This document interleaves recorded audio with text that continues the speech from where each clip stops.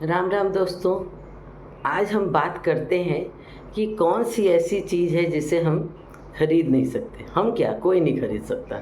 चाहे कोई राजा महाराजा हो, टाटा बिरला अंबानी हो, लेकिन वो उसको खरीद नहीं सकते हैं। वो दुनिया भर की दौलत लगा लें, हम नहीं खरीद सकते। तो कौन है ऐसी चीज़? वो है हमारा आज, वर्तमान, हमारा समय, हमारा वक्त, जो कि अगर बीत गया तो हम उसको खरीद नहीं सकते, किसी भी कीमत पर वापस नहीं ला सकते। तो वक्त की कद्र करिए। आप ये सोचिए कि कोई अगर हमें वक्त देता है अपना, तो वो अपना सबसे बेशकीमती चीज़ देता है, जो कि वो कभी वापस नहीं पा सकता है। तो ये हमें इंसान को पहचानने का भी मौका देता है कि हमारे ऐसे वक्त में जब हमें किसी की ज़रूरत थी, तो हमें किसने अपना वक्त दिया। क्योंकि रुपया पैसा किसी ने अगर दिया हमें तोहफे में, लाख 2 लाख दे दिया, वो उसको फिर कमा लेगा। लेकिन किसी ने हमारे ऐसे वक्त में जब हमें ज़रूरत थी उसकी, उसने हमें अपना वक्त दिया, तो वो हम वापस नहीं ला सकते। इसलिए उसने हमें अगर अपना वक्त दे दिया, तो समझ लीजिए कि ये इंसान ऐसा है जिस पर हम भरोसा कर सकते हैं, क्योंकि उसने हमको उस लायक समझा कि अपने सबसे कीमती चीज़ हमको उसने दिया। तो आप याद करिए, बड़े लोग हमसे कहते थे कि वक्त को बर्बाद करोगे अगर, तो वक्त एक दिन तुमको बर्बाद कर देगा। लोग कहते हैं वक्त की कद्र करो तो वक्त तुम्हारी कद्र करेगा। और जैसे जैसे उम्र बीतती है, इन चीज़ों का अनुभव हमें होता जाता है। तो हम ये कहना चाहेंगे कि आप आज की कद्र करिए, जिससे कि वो आगे हमारे अच्छा समय लाए। और समय देखिए सब अच्छा होता है, उसका हम अगर इस्तेमाल अच्छे से करते हैं। और वक्त, लोग कहते हैं कि जैसे वक्त ऐसी चीज़ है जो हमें इंसान को परखना सिखाता है। कभी हम कहते हैं कि वक्त ऐसा है जो कि हमारा भाग्य बताता है। तो समय का भी इंतज़ार करना चाहिए कि हमारा किस समय अच्छा समय चल रहा है, उस समय हम कोई अच्छा काम करें। कभी कभी ऐसा होता है कि आप कोई काम करिए, किसी भी चीज़ में हाथ डालिए, वो आपका बर्बाद ही होता है। तो थोड़ा अच्छे समय का इंतज़ार करना चाहिए। जैसे कि एक कहानी सुनी हुई है, छोटी सी कहानी है, सुनाते हैं आपको। एक बहुत धनी व्यक्ति था, उसका एक दोस्त ऐसा था जो कि गरीब था।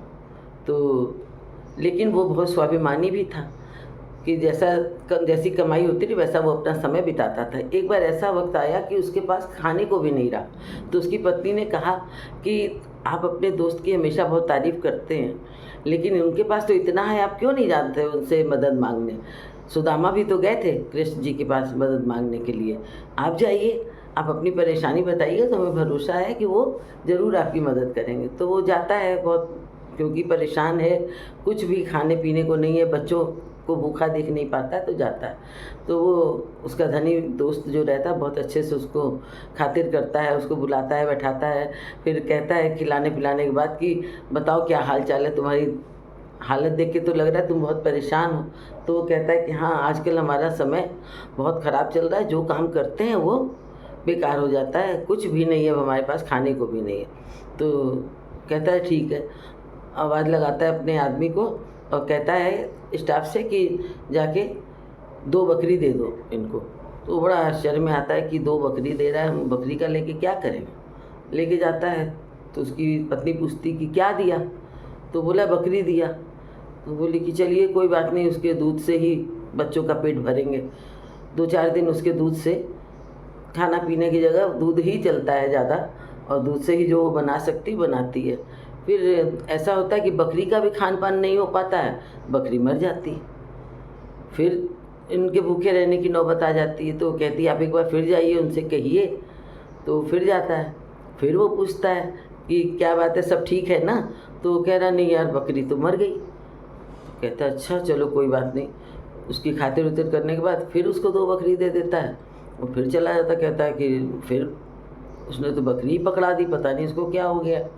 तो कहती है कि चलिए कोई बात नहीं, यही सहारा है।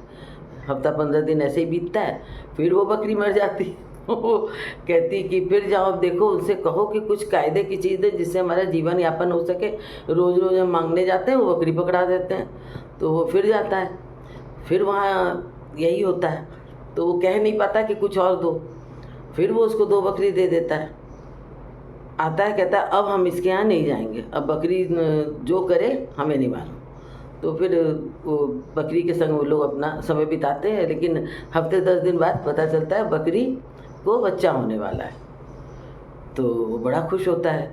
तो बकरी को बच्चा होता है, फिर ऐसे 2 से 4 बकरी, 4 से 6 ऐसे ऐसे करते करते उनका समय पलटता है और बकरी के दूध का काम वो अच्छा चलाने लगता है, उससे उसकी आमदनी अच्छी होने लग जाती है।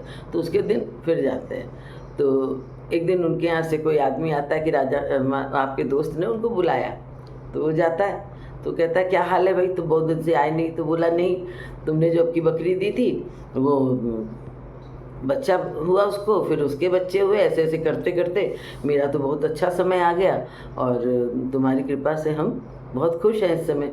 तो कहता है तुम समझे हमने तुमको बार बार बकरी क्यों दिया। तो बोला नहीं, बोला पहले बकरी दिया वो हफ्ते 10 दिन बाद ख़त्म हो गई, फिर बकरी दिया वो भी 10-15 दिन बाद ख़त्म हो गई, क्योंकि तुम्हारा वक्त ख़राब चल रहा था। तुमने कहा था कि जिस काम में हाथ लगाते हो वो ख़राब होता है। तो जब तुम्हारा वक्त अच्छा आया तो उसी बकरी ने बच्चा दिया, फिर उसके बाद तुम्हारा व्यापार चला और तुम देखो आज हर तरह से संपन्न हो। तो ये वक्त भी कभी कभी हमें बताता है कि हमें काम कब करना है, कब नहीं करना है, कब हमें काम ऐसा करना है कि चलो थोड़ा बहुत काम कर लिया जिससे कि हमारा जीवन यापन हो। लेकिन जब लगे कि हमारा इस समय फ़ायदे का वक्त चल रहा है तब आप अपना अच्छा काम शुरू करो। तो ये वक्त वक्त की बात होती है और वक्त ही हमें बताता है कि कौन कैसा है, कौन कैसा नहीं है। तो वक्त की कद्र करिए और वक्त पर कोई काम करिए, वक्त को हाथ से जाने मत दीजिए, क्योंकि वक्त ऐसी चीज़ है जो कभी भी वापस नहीं आएगा। राम राम।